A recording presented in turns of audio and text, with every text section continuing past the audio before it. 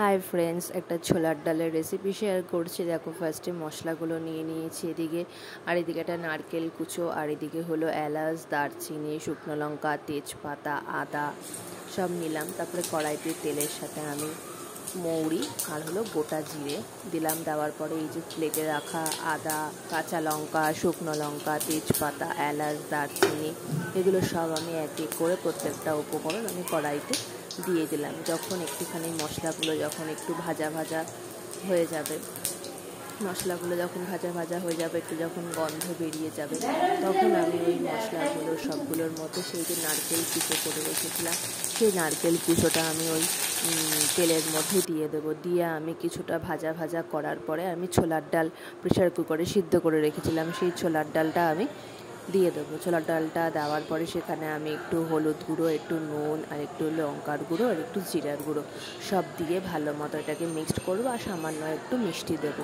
দিয়ে খুব ভালো করে এটাতে যখন ফুটে যাবে, সেখানে আমি একটু ঘি দিয়ে নামিয়ে দেবো। তোমাদের কেমন লাগলো, ভালো লাগলে লাইক, শেয়ার, কমেন্ট করে জানিও।